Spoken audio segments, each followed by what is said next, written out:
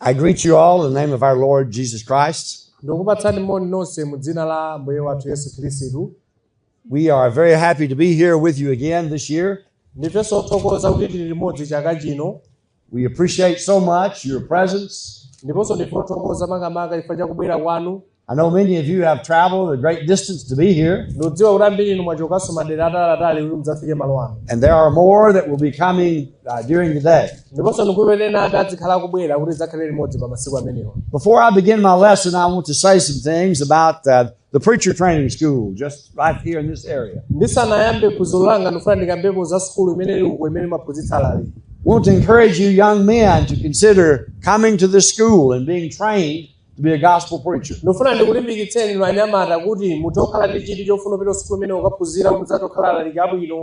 Have a very excellent school. And just recently started a extension of the school. So now we can accommodate about 30 here and about 30 at the other place.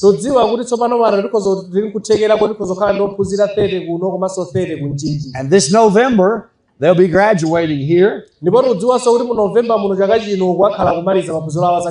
So if you want to enroll men, you need to be talking to Brother Jero or some of the others about enrolling in the school.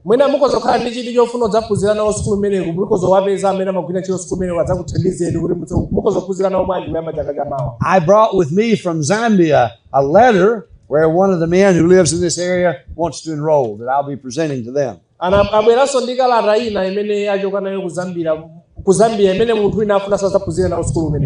Want to encourage the congregations to encourage your young men to come to the school.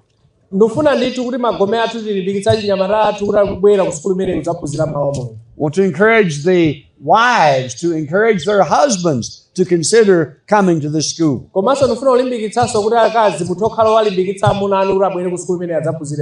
Can you imagine how strong the Lord's church would be in this area if there was at least one trained preacher in each congregation?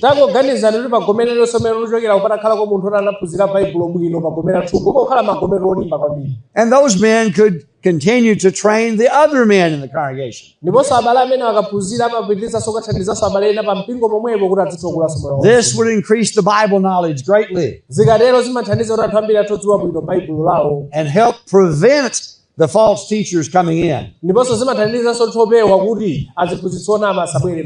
If you don't know the Bible, the false teachers will come in and cause lots of trouble.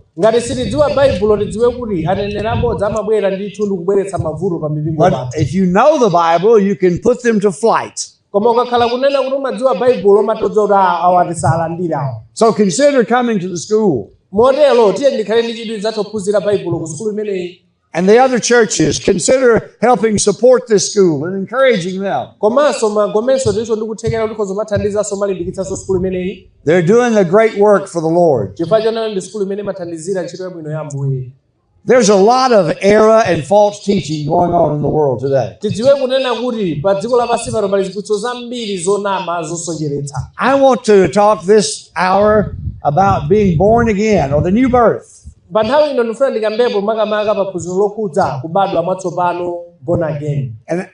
in our country, people show that they do not understand the new birth when they say, "Are you a born again Christian?"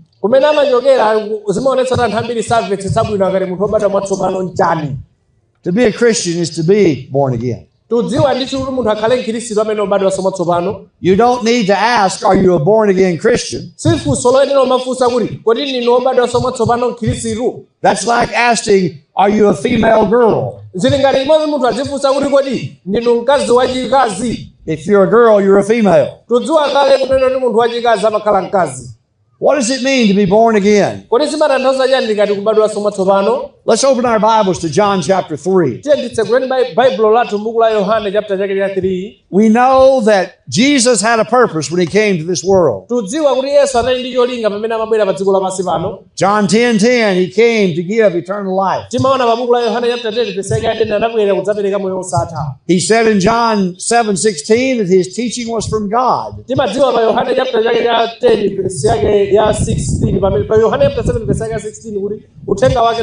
Mulungu. He said in Luke 19:10 that he came to seek and save the lost. Timaona pabuku la Luka chapter 19 verse 18 kuti anabwera kudzasakasaka nkupulumutsa chotayikacho. He said in John 14:6 that he was the way, the truth, and the life. Timaona pabuku la Yohana chapter 14 verse 16 kuti iye ali choonadi njira komanso moyo. John chapter 3, a man by the name of Nicodemus came to Jesus. Panali munthu wina mu buku la Yohana chapter 3 dzina lake Nikodemo anabwera kwa Yesu. He came to him by night. Ndipo anabwera kwa Yesu usiku.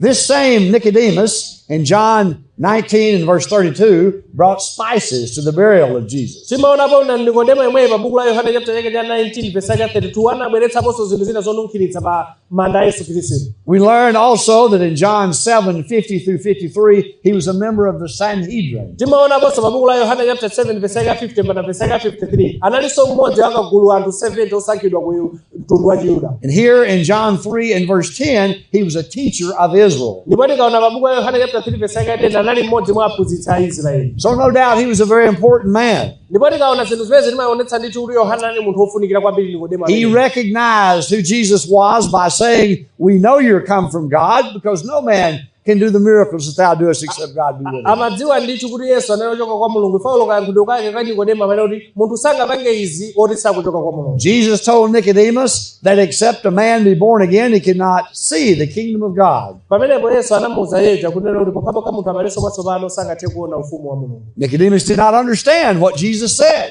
Nikodemo yepaja samamvetsa zimene Yesu akunena. He thought Jesus was talking about a physical birth. Yeye jamaona ngati kuti munthu ukubadwa mwatsopano nkobadwanso kwa kuthupi kuja. And he is thinking, why it is impossible for a man to enter inside of his mother and be physically born again. Yeye jamagatora zosatheka munthu zona ngabwererenso kwa amayi ake basi nkukabadwanso zosatheka. Jesus explained a little further in verse 5 by saying, except a man be born of water and spirit. Koma Yesu anamufotokozera bwino pa Yohana 3 verse 5 kuti pokhapokha munthu abadwenso mwa madzi ndi mwa mzimu.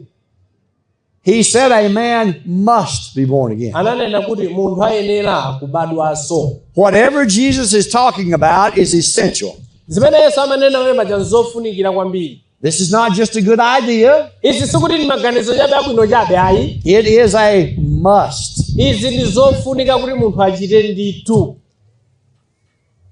When Jesus said that you must be born again, this is something that can be understood. Pamene Yesu amanena ubadwanso mwatsopano sikuti chinthu chone kuti sungachimvetsetsa chinthu chomveka ndithu. He would not tell us to do something that we cannot understand. Yesu sangatiuze zinthu zimene sitingazimvetsa ayi. There are two births that we are considering here.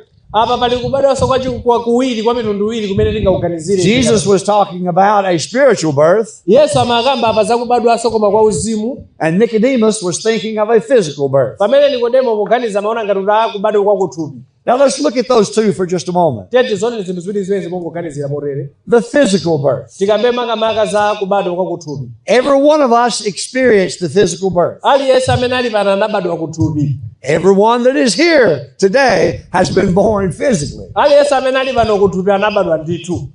The first birth, you were passive. You had no say-so. Nthawi imene kubadwa kumene kukoyamba kwa kuthupi palibe anthu chimene tinayankhulapo ayi tinangokulandira basi kuti wabadwa basi. It wasn't your idea to be born. Timadziwa kuti inali nthawi yoti yakwana kuti ubadwe ndithu. You did not choose where you would be born or the time you would be born. Palibe amene anasankha kuti ndifuna ubadwa mu Juni kapena mu July nthawi yoti ayi kapena nthawi yakuti ayi. And the physical birth had nothing to do with your salvation. Komanso tikati tione kubadwanso kwa kuthupi sikukhudzana ndi chipulumutso chathu. But the second birth is different. Koma kubadwa kwachiwiri nkosiyana ndi kubadwa koyamba. The spiritual birth is a birth only by choice. Kubadwanso kwachiwiri kwa kuuzimu ndi kubadwa kumene umabadwanso ukapanga chiganizo choti ufuna ubadwanso. It is a birth where you're not passive, but you're active. Sikubadwa kongoti basi popeza kwakwanayi koma ndikubadwa kumene umaitosankha kuti ndifuna ndibadwenso ine. It is a birth that you must choose. Ndikubadwa kuti umayenera kusankhe ndithu. You choose the time of this birth. Umayenera kusankha nthawi imene ufuna ubadwa. You choose the location. Umatosankha malo amene ufuna ubadwira. This birth saves you Ndipo kubadwa kumene kwachiwiri kwa uzimu kumakupulumutsani and puts you into the kingdom of God. ndipo kumeneko kumakutikani inu ukuyikani mu ufumu wa Mulungu. Jesus is talking about one birth. Yesu akamba za kubadwa kwina. Nicodemus is thinking about another birth. Pamene Nikodemo jamaganiza za kubadwa kwina kwa kuthupi.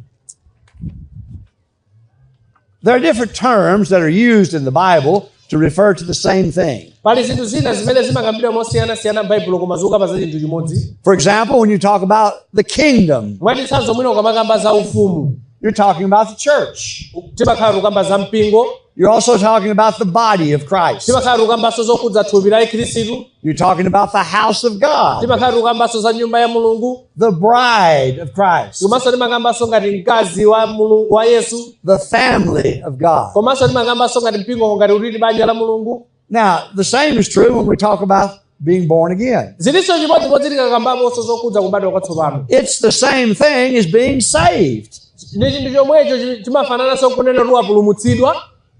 Mark 16:16, we're to go into all the world, preach the gospel to every creature. Timaona pabuku la Marko chapter 16 verse 16 limenelo tipita kwa dziko lonse lapansi kulalikira uthenga wabwino. He that believeth and is baptized shall be saved. Aliyense amene akhulupirira nabatizidwa adzapulumutsidwa. That's just another way of saying that he's born again. Imenenso ndi njira inofuna tanthauza kuti munthu wabadwanso mwatsopano. Being born again is the same as being a Christian. Kubadwanso mwatsopano zili ngati kuti munthu uyu ndi Mkhristu. Acts 2 and verse 47. Pabuku la Machitidwe chapter 2 verse 47. Being born again is entering the kingdom. Tikakambaso za kubadwa kwatsopano nene ndi kulowa ufumu wa Mulungu. That's what Jesus said here in John 3. Ndi zimene Yesu amakamba pabuku la Yohane chapter 3. Being born again is the same as being added to the church. Kubadwanso mwatsopano zilinso chimodzimodzi ngati kuti waonjezeredwa ku mpingo. Acts 2 and verse 47. Pabuku la Machitidwe chapter 2 verse 47. Being born again is the same thing as obeying the gospel. Kubadwanso kwatsopano kulinso chimodzimodzi kutanthauza kuti wamvera mawu a Mulungu. 2 Thessalonians 1, 7 through 9. Pabuku la 2 Thessalonica chapter 1 verse 7 mpaka 9. In Ephesians 1 and verse 3, we learn that all spiritual blessings are in Christ. Timaona pa pabuku la Efeso chapter 1 pamene akutuza kuti kumadalitso onse ali mwa Yesu Khristu. Being born again is getting into Christ, where all spiritual blessings are found. Kubadwanso kwatsopano ndi kuti ndikulowa mwa Khristu mmene madalitso onse timaupezamo. 1 Corinthians 12 verse 13 says that by one Spirit we are baptized into one body. Timaziona zizo paona kuti chapter 12 verse 13. Being born again is getting into the family of God. Tikakamba za kubadwanso kwatsopano ndi ndikulowa mu mbanja la Mulungu. Galatians 3:26 and 27. Pa Galatia chapter 3 verse 26 and 27. You're all the children of God by faith, as many of you has been baptized into Christ have put on Christ. Tonsefe timakhala tavala Khristu ngati tabatizika mwa Yesu Khristu. Being born again is the same as being redeemed by the blood of Jesus. Kubadwanso kwatsopano zilinso chimodzimodzi kunena kuti waomboledwa ndi mwazi wa Yesu Khristu. Ephesians 1 and verse 7. Pa Efeso chapter 1 verse 7. Being born again is the same as having your sins washed away. Kubadwanso kwatsopano zilinso chimodzimodzi kunena kuti machimo anu achotsedwa akhululukidwa. As Saul of Tarsus was told in Acts 22 and verse 16. Pa buku la Machitidwe chapter 22 verse 16 Paulo amene ali Saulo wa ku Tarso And uzina. now why tarest thou? Rise and be baptized and wash away thy sin. Kutanthauza kunena kuti munthu umene kuti udzuke ubatizidwe kuti uchotse machimo ako. So we need to understand these terms all apply to the same thing. Tiyenera kumvetsetsa kuti mawu akhala kukamba mosiyana choncho koma akamba za chinthu chimodzi. If you're saved, according to the Bible, you've been born again. Ngati munthu wapulumutsidwa kulengera ku Baibulo lero makhala wabadwanso mwatsopano. If you're in the kingdom, you've been born again. Ndipo ngati uli mu ufumu wa Yesu Khristu umakhala wabadwanso mwatsopano. If you're a member of the one church, the true church that our Lord purchased by his blood, you've been born again. Ngati munthu uli mu mpingo umene uli member umene mpingo umene Yesu Khristu anagula ndi mwazi wake ndi wabadwa mwatsopano. If you're in the family of God, you've been born again. Ngati uli mu banja la Mulungu ndi wabadwa mwatsopano. But the opposite of that is true as well. Komanso tidziwe kuti zosemphanaso zimenezo zimatokanso zoona. You've not been born again if you're not a part of these things we've been talking Ndekuti about. pa zimene takamba pasi ngati sunachite ndetu sungalero ndi wabadwa mwatsopano. The new birth here in John 3 has two parts. Tikaona pa kubadwa kwatsopano umene ku buku la Yohane chapter 3 zili ndi magawo awiri. Jesus said a man must be born of water and of the Spirit. Pamene tikuonera kuti munthu ayenera kubadwa mwa madzi komanso mwa mzimu. Now, when you study your Bible, Tudziwa tikamaka kuwerenga Baibulo lathu. and you're talking about salvation or forgiveness of sin, Tikamakamba za chipulumutso kapena kubadwanso kapena kukhululukidwa kwa machimo athu. what is there in the Bible pertaining to water that would connect with salvation or forgiveness of sin? Kodi tikakamba za madzi amagwirizana bwanji ndi kukhululukidwa kwa machimo athu? Think for just a moment. Tangoganizani motere. The Great Commission. Tangoganizani za ntchito imene inapatsidwa yolalikira mawu kwa mtundu wonse. Go into all the world and preach the gospel to every creature. Mawu amene amatitsogolera ndi opita dziko lonse lapansi kulalikira mawu kwa munthu wina aliyense. He that believeth and is baptized shall be saved. Amanena amene okhulupirira nabatizidwa adzapulumutsidwa. What are we baptized into? Kodi kubatizidwa mwachani? The physical thing, I mean. tikagamba mwina kuthupi kuza kuthupi water. timabatizidwa kuthupi We're madzi amene tili maona baptized into water. timabatizidwa madzi. In 1 Peter chapter 3 and verse 21, Pa 1 Peter chapter 3 verse 21 it tells us that baptism saves us. timauzidwa kunena kuti ubatizo umatipulumutsa pa buku la 1 Peter chapter 3 verse 21. Acts 22:16 says that baptism washes away our sins. tikaona pa buku la machitidwe chapter 22 verse 16 malizo ubatizo umachotsa machimo athu. In Acts chapter 8 verses 35 and 36, Pa machitidwe chapter 8 verse 35 komanso verse 36 the man from Ethiopia, as he's writing. Now we're back to John chapter 3. tiwene ubwereranso ku Yohane chapter 3 yet. We were talking about two elements, water and spirit. timakamba za zinthu ziwiri madzi komanso mzimu. And water here in John 3 is real water. tikakamba za madzi mu Yohane chapter 3 ni madzi ndithu amene tiwadziwawo. And spirit means spirit. ndipo tikakamba za mzimu tanthauza mzimu. And he's telling us that there are two sides to conversion. na kunena kuti pali mbali ziwiri zokhudza kutembenuka kwa mtima wa munthu. There is the human side and there's the divine side. pali mbali ya munthu komanso pali mbali ya umulungu. You can see a person go into the water and be buried under the water. mukozaona munthu tikumuona kupita ndithu akulolowa madzi akumizidwa madzi. But you can't see with the naked eye what the Spirit does in taking away the sins. koma chimene sitingaone pa ubatizo nchakuti kodi machimo amachoka bwanji. The divine side. mbali imeneyo ya uzimu imene sitingaione m'maso athu ayi. This is not Holy Spirit baptism. usulu kamba za ubatizo wa mzimu woyera ayi. It is water baptism. ndi ubatizo wa madzi ndithu. It's the same as Titus chapter 3 and verse 5, zinso chimodzimodzi pa buku la Tito chapter 3 verse 5 where he speaks of the washing of regeneration pamene makambapo za kubadwaso kapena kutsukidwa kwa mbadwa and the renewing of the Spirit. komanso makamaka kubwezeretsedwa kapena kukonzedwa kwa mzimu wathu. The washing of regeneration, water, makamaka kakamba za kutsukidwa ndikomene ucho tukamba za madzi and the renewing of the Spirit. ndiponso tukambaso za kukonzedwaso kwa mtima. God has but one plan for saving man. mulungu ali ndi njira imodzi yokha yopulumutsira munthu. Romans 1 and verse 16. pa buku la Roma chapter 1 verse 16 Paul said he wasn't ashamed of the gospel of Christ. pamene paja kuti Paulo amakamba ndithu kuti uthenga wabwino muli mphamvu. It's the power of God unto salvation. makamaka muli mphamvu ya mulungu yopulumutsa munthu. When you look through the book of Acts and study the examples of conversion, tikaona makamaka buku la machitidwe kuonapo zitsanzo za zathu amene anatembenukira mtima. and they are found in the book of Acts, ndipo tikaonapo buku la machitidwe imeneyi we need to learn how to properly study the Bible. tiyenera kuphunzira ndithu kuti kodi baibulo likhozoliphunzira bwanji. We study the Old Testament. umatero khala ndi nthawi yowerenga chipangano chakale. We learn many good lessons and points about the old law. ndipo timaonaponso zinthu zambiri zimene maphunzirapo ochokera ku chipangano chakale monga nkhani yokhudza lamulo lakale. But we're not under that law. koma tidziwe kuti sitili pansi pa chilamulo chakale ayi. Christ abolished that law when he died on the cross. timadziwa kuti yesu anachotsa lamulo limeja pamene anafa pa mtanda. When we come to the New Testament and study ndipo tikabwera buku la chipangano chatsopano kuwerengamonso kuphunzira. the books of Matthew, Mark, Luke, and John, tikaonanso buku la Mateyu, Mariko, Luka komanso Yohane. during the ministry of Christ, pamene yesu ali pa dziko lapansi pano. the old law, the law of Moses, is still in effect. nthawi imeneja yesu ali pa dziko lapansi pano lamulo la Mose anali kugwira ntchito. Jesus lived and died under the law of Moses. timapeza kuti yesu anakhala komanso mpakana kufa ali pansi pa chilamulo cha Mose. He kept the law of Moses. amasunga lamulo la Mose. But when he died on the cross, he did away with the law. koma pamene anafa pa mtanda paja chilamulo chicha anathana nacho. The Lord's church began in Acts chapter 2 on the first Pentecost after the resurrection of Christ. timaonapo mpingo wa mbuyo nayamba buku la machitidwe chapter 2 pa tsiku la Pentekosto lija. Here's the first time men and women are given the opportunity to obey the gospel of Christ. pamene paja pamene wayamba pamene kuonapo amuna ndi akazi akupatsidwa mwayi onena kuti athe kumvera komanso chitapo kanthu ndi pa uthenga wa Mulungu. And on that day, 3,000 obeyed the gospel pa of tsiku Christ. limene lija timapezapo anthu 3,000 anamvera uthenga wa Mulungu. Isn't that amazing, brethren? simuona kuti chinthu cha mtengo wapatali chimenechi. On the day of Pentecost, only 3,000 obeyed the gospel. takuganizani pa tsiku limodzi pa Pentekosto anthu 3,000 kumvera uthenga wa Mulungu. At that particular time, there were only 3,000 New Testament Christians on the face of the whole earth. takuganizani pa nthawi imeneyi mudziwa kuti panali akhristu 3,000 okha pa dziko lapansi pano. There's over twice that many people here today. koma tidziwa kuti tikafananiza ndi masiku ano nambala imene ndiyo chepa masiku ano nambala ya akhristu yambiri. So think about that. If all the New Testament Christians in the whole world were gathered together, it would be a crowd less than this during the day of Pentecost. Tangoganizani kunena kuti inakhala ngati masiku ano pa tsiku la Pentecost. Mwina akhristu pa Pentecost nyanalo ochepa kufananiza ndi masiku ano. The apostles went everywhere preaching and teaching the word. Koma timaona atumwi aja anapita kuna kulikonse kuphunzitsa mawu a Mulungu. They went to Samaria and preached the gospel. Anapita ku Samariya kukalalikira mawu. When you read these examples of conversion, people heard the gospel. They believed it. They were called on to repent of their sin.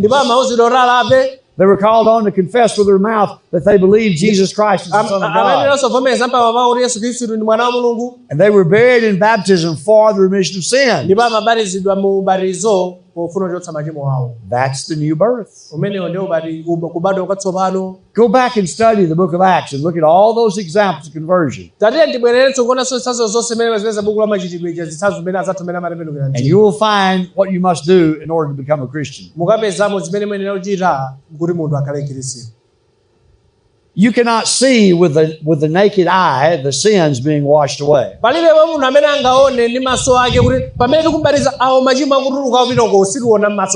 they are. You cannot see with the physical eye a person being added to the Lord's church.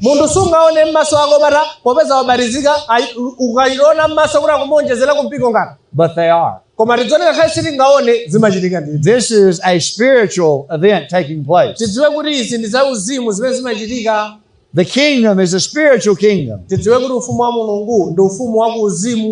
It takes a spiritual act to get into a spiritual kingdom. In John 18:36, Jesus said, "My kingdom is not of this world."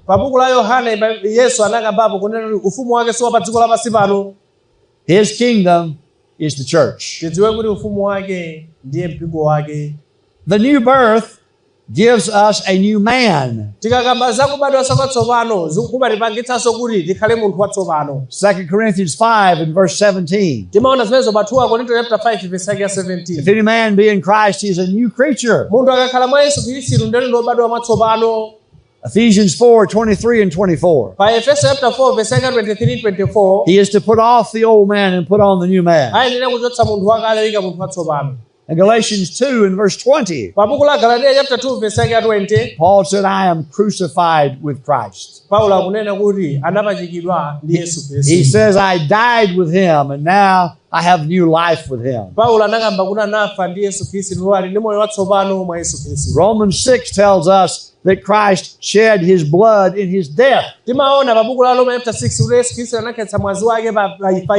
And that we're buried with him into baptism. We come in contact with the blood. Again, that's the new birth. It is something that we must experience. Now, the new birth gives us a new man. And there's several things that a new man has. There's similarities to the physical and the spiritual. Think about when a little baby is born into this world. One of the first things that the parents begin to talk about, what are we going to name this baby?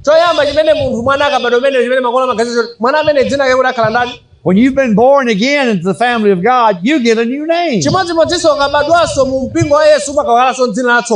don't get to choose your name. It is a divine name, a name given by God.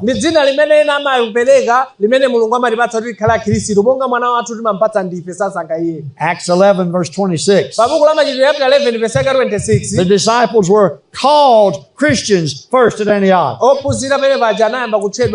anabisidwa ku Antiokeya. If you'll go back and read Isaiah 62 and verse 2. Mukabwereranso buku la Yesaya chapter 62 verse 2. It was prophesied about 700 years before Christ was born Zinaloseredwa 700 zaka 700 Yesu asanabadwe. that God's people would be given a new name, Ananena kuti anthu a Mulungu adzapatsidwa dzina latsopano. and it would be a name given by the Lord, a divine name. Akuti ndi dzina limene adzapereke ndi Ambuye, dzina lochokera kumwamba, dzina la mphamvu. When a new birth takes place, a new man has a new head. Pamene munthu akabadwa mwatsopano, munthu amene watsopano amakhalanso ndi mutu watsopano. Christ is his head. Mutu watsopano kapena mkulu amakhala Yesu Khristu. Ephesians 5 and verse 23. Pa buku la Efeso chapter 5 verse 23. Just like when a little baby is born, he's born into a family. Chimodzimodzinso mwana akabadwa amabadwa pa banja. When we're born again to God's family, we have brothers and sisters. That's our family. Tikabadwa mwatsopano timakhalanso ndi abale ndi alongo amene amene amatchedwa banja lathu tsopano. The little baby is born into a new home. Mwana akamabadwa kumene amabadwa mu nyumba yatsopano. As Christians, we have a home. Ifenso kana Khristu tilinso ndi nyumba yathu. It's not here. Si ayi, It's in heaven. ndi nyumba imene ili kumwamba. And we look for that home and wait for it. Ndi nyumba imene limakhala kuyembekezera imeneyo tsiku lino. A new man has a new goal in life, that is to please God. Munthu watsopano amakhalanso ndi cholinga chatsopano chimene chili chofuna kukondweretsa Mulungu. He has a new guide to follow, that is the Bible. Amakhalanso ndi njira yatsopano imene mutsogolera imene ili Baibulo.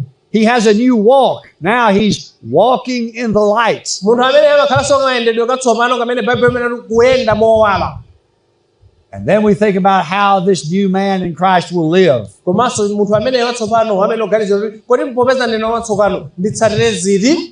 He will strive to follow the Bible. Munthu amene amayesetsa ndi kuti apange zinthu malingana ndi chifuniro cha He Mulungu. will strive to please his heavenly Father. Munthu amene amayesetsa kuti apange zinthu zokondweretsa Atate wake wakumwamba. There are things he will do, and then there are things he will avoid. Pali zinthu zina zimene angachite ndipo pali zinthu zimene amayenera kupewa. He will avoid the works of flesh Amayenera kupewa ntchito zakuthupi. that are found in Galatians 5:19 through 21. Magalatiya chapter 5 verse 21 umayenera kuzipewa zimenezi. He will put on the whole armor of God. It's mentioned in Ephesians 6. Umayenera kuvala tsopano ngati msilikali zimene anakazikamba pa buku la Efeso chapter 6. He will be a soldier in the Lord's army. Amayenera kukhala msilikali wamphamvu mu ntchito ya Mulungu. 1 Thessalonians 5 and verse 22, he will abstain from all appearances of evil. Munthu ameneyi amakhala munthu wopewa china chilichonse choyipa. Pa 1 Thessalonians chapter 5 verse 22 amathawa zoyipa zonse. These are some of the things that a man will do if he has been born again. Munthu akabadwa mwatsopano izi ndi zina zimene amayenera kuchita ndithu. The new birth can be understood. Mudziwe kuti kubadwa mwatsopano zinthu zoti zikhoza kumveka ndithu. In fact, it must be understood Ndipo chofunikiranso kuti uchimvetsetse ndithu. because Jesus said you must be born again. Chifukwa Yesu akutiuza kuti timayenera ndithu kuti tibadwe mwatsopano. It is a spiritual birth. Ndi kubadwa kwa uzimu. It is a birth that you must choose. Ndi kubadwa kumene umaliro sankha kuti ndifuna kubadwanso kapenayi. And the question we're asking this morning, Koma funso limene tikufunsa nanso tsiku la lero nthawi ino. have you been born again? Kodi inu munabadwa mwatsopano? Now, I'm not asking, are you religious? Sindifunsa funso lolero kodi ndinu opembedza? I'm not asking, do you go to church? Sindifunsa funso lakuti kodi mmapita kutchalichi? I'm not asking, are you a member of some man-made denomination? Sindifunsa kuti kodi mwina ndinu membala wa mpingo umene munthu nakanayambitsa. Sindifunsa zimenezo. Have you experienced the new birth? Koma funso lakuti kodi munabadwa mwatsopano? Have you obeyed the gospel of Jesus Kapena Christ? ndifunsa kuti kodi munamvera zimene mawu a Mulungu amanena? He only has one gospel. Tidziwe kuti Yesu kapena Baibulo ndi uthenga umodzi woona. Have you done what those individuals did in the book of Acts? Kodi munachita zimene anthu adzathu anachita buku la machitidwe ija? That you've heard the gospel. Munamva mawu? You believed it. Munakhulupirira? You're willing to repent of your sin. Mulokozeka kulapa machimo anu? Confess with your mouth that Jesus Christ is the Son of God. Mulokozeka kuvomereza pakamwa panu Yesu Khristu ndi mwana wa Mulungu? And be buried with him in baptism for the remission of sin. Ndipo kodi mulokozeka kubatizidwa kuchotsa machimo anu? There are many who have been baptized, but for the wrong reason. Pala anthu ambiri amene anabatizidwa koma batizidwa pa zifukwa zolakwika. They were taught that they were saved and then they were baptized. Alipo anthu ena amawuzidwa kuti apa mapulumutsidwa chatsani atsopano mukhoza kukabatizidwa ngati mungakonde. That's not the one baptism of the Great Commission. Umeneyo si ubatizo olondola umene timaona m'Baibulo ayi. We're going to call the song leader in just a moment. He's He's going to lead us in the song. And we're encouraging you that if you haven't been born again, that you'll choose to do so today. How important is it that you're born again? Jesus said if you're not born again, you cannot see the kingdom of God. So your soul depends upon it.